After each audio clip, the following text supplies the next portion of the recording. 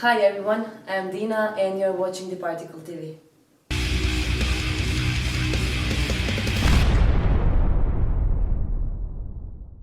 So this is the third video of our new section for DIPARTICLE TV, which goes on our YouTube channel. Don't forget to subscribe, everyone. Today we are speaking in English, finally. It's what we wanted from the start. So we are talking to Bill Hudson today. Hi, Bill. It's so nice to meet you. Well, nice to meet you, and thank you for speaking in English. Otherwise, this couldn't happen. I know, I know. That's the whole Awesome. purpose of our section, DIPARTICLE TV. So everyone knows who you are, but tell us more about your background, your beginnings, maybe some of your recent adventures, and later we will move on to other topics. Well, I appreciate that. I don't think everyone knows who I am. So I am a guitar player. I've had a 15-year, so basically 15-year professional career so far, where I've played with some of the biggest heavy metal bands in the world. That includes Sabotage, the Trans-Siberian Orchestra, Udo Dirk Schneider, Doro Pash, with whom I'm playing with right now. I'm touring with right now. Also, I Am Orbit with David Vincent from Morbid Angel. And right now I'm promoting my own band, Northdale. Our new album, Eternal Flame, comes out November 12th on Nuclear Blast Records. And if you're watching this, you should have this album already, or at least pre-ordered. And I think that's about it. Okay. Great. So you mentioned Northdale. Tell us more about the members of the band and how you all met. I read about it a lot, and I think it's very special. The people you surround yourself with. It's everyone has their own stories. So if you want to tell something about it, that would be great. Exactly. You know, they say if you're the smartest guy on the table, if you're the best guy sitting on the table, then you're sitting at the wrong table. That's kind of how I see Northdale. It really started as my solo project. I wanted to do an instrumental album, kind of like Yngwie Malmsteen, like eight instrumental songs and then 2 with vocals. But at the end of the day, I only liked the 2 songs I had with vocals. And at the same time, I found a singer who at the time, our first singer, Christian Eriksson from Sweden, who's no longer in the band. But having Christian made me actually want to turn that solo album idea into a band, you know, with real members and writing music together and all that. So Christian brought in Patrick Johansson, who was the former drummer of Yngwie Malmsteen and also Wasp. Patrick is Swedish, but he happens to live in Florida, a couple hours away from me. So we just rehearsed as a real band. Me and Patrick, we had the opportunity to do that quite a bit. For the bass, Christian also knew Michael Planefeld from Sweden, who's still our bass player. Michael, he's played with Kenny from Heat. He's played in Gathering of Kings. He also has kind of a resume. And Jimmy Pitts, the keyboard player, he's from the US, and I worked with him before. And he's done, you know, records with everyone, like from Marco Miniman. And I met him working with Vitaly Kupri from the Trans-Siberian Orchestra.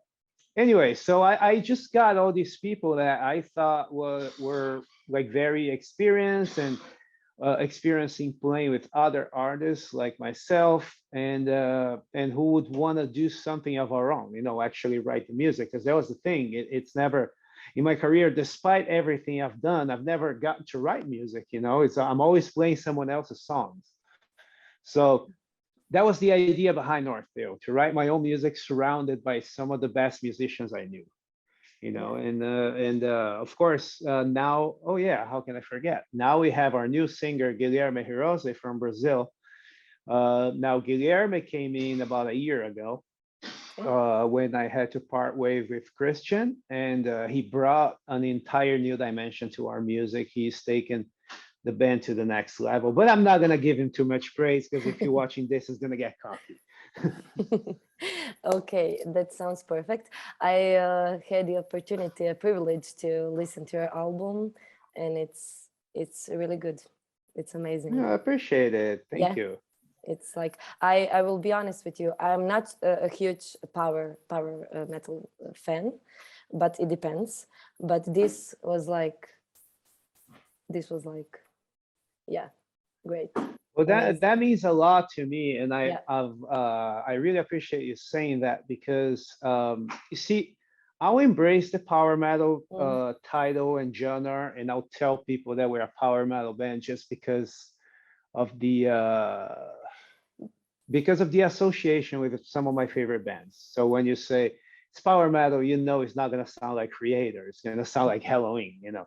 So, but at the same time, I really don't think that that's the only thing that we do. You It's know, not. It's really we're yeah. more a melodic metal band. You know, like I like thrash metal, I like death metal, I like a lot of classical music. So you know, it's just all thrown into the music. You know. You can really hear that.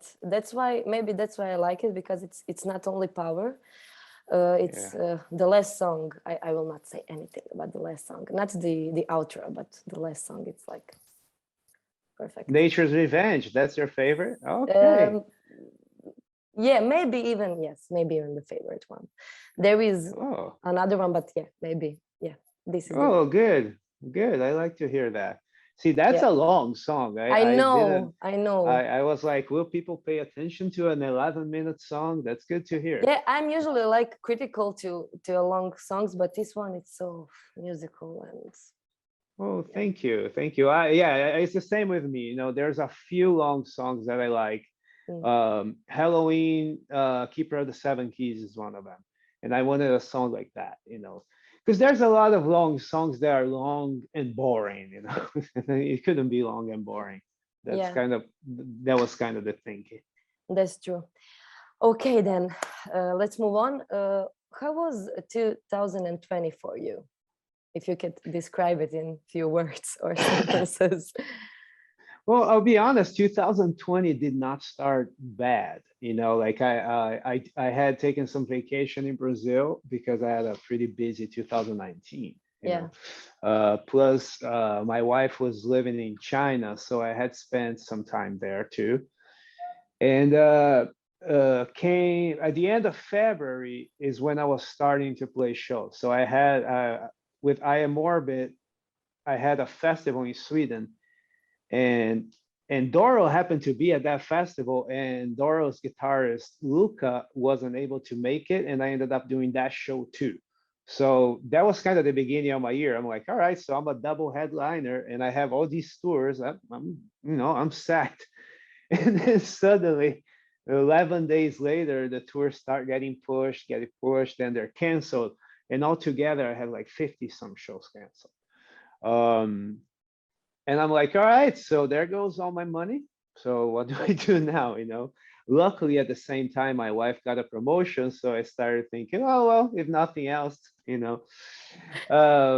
But she was living in China, which sucked too. So there I am. One thing was that when my wife got the job offer for China, we thought it was great because I had a really full schedule at the same time. So I'm like, it doesn't matter where you live, I'm going to be away anyway.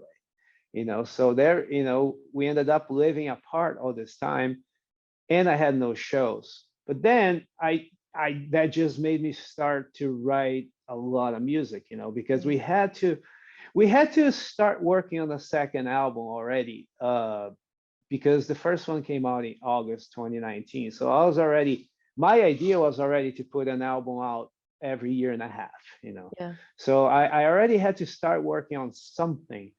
But there was nothing, you know, like I didn't have that much music, so I just started.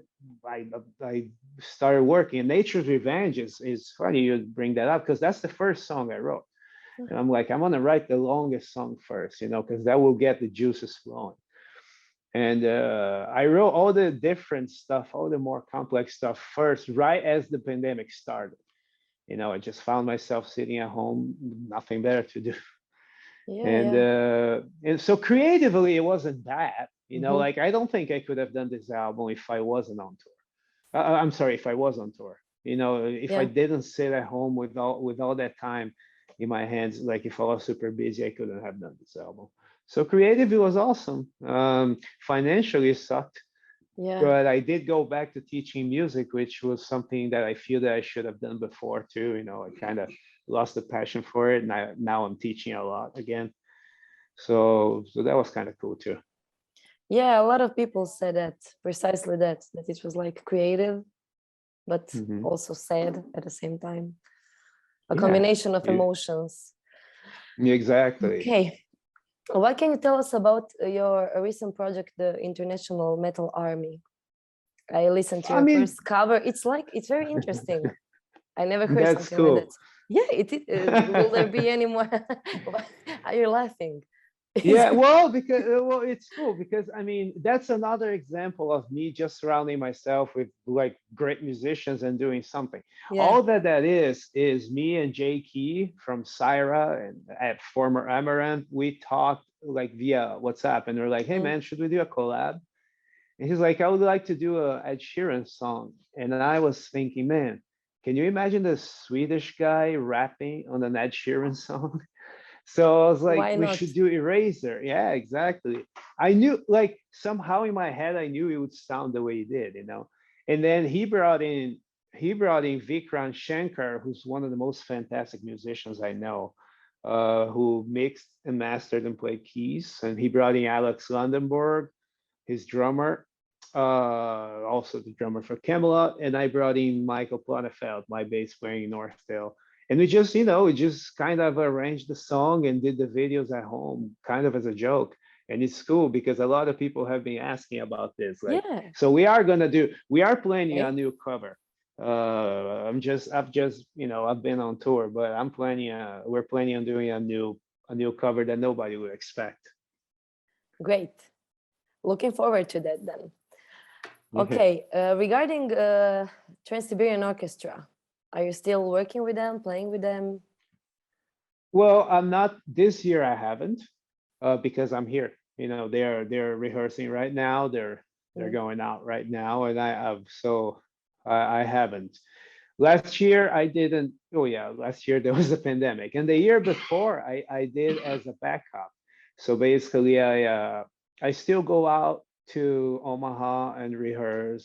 Actually, I have to rehearse more than everybody else because I have to know everyone's parts and Oh, kind of be a backup musician, if they ever need someone.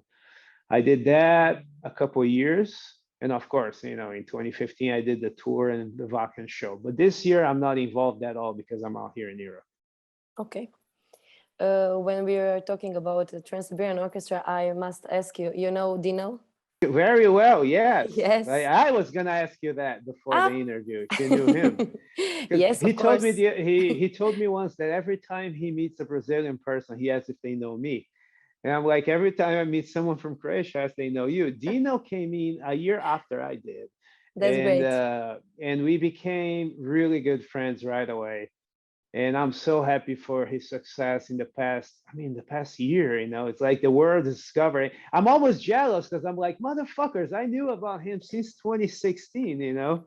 Like, He will be like watching everybody now, this, so yeah, yeah, everybody wants Dino in their band. Now I'm like, fuck, I wanted to do that 5 years ago. But yeah, I'm glad Whitesnake found him. I'm glad freaking everyone found him. yeah, Awesome. he's a It's, re- really it's really great cool. musician. Really He's great. the best. If you ask me as far as like singers in that genre go, I don't think anyone is as good as he is. Anyone, like not even close. There's like guys there, like they're second and third guys, but like nobody comes close. It's ridiculous. We'll be rehearsing with the Trans-Siberian Orchestra, like the band, just the band, no singers. He walk into the room and randomly start playing the song along with us with whatever instrument. Yeah, Like last time he was playing the keyboard and everybody started laughing. He just joined in. yeah, He is absolutely ridiculous. You guys in Croatia should be proud of him. we are. We really are. Yeah. That's And we are looking forward to his touring and everything. It's like yeah. Well, oh yeah, he's not done yet. He's like what, 25, 26 right now. He's gonna get. a little bit He's older, that's a gonna. little bit older than that.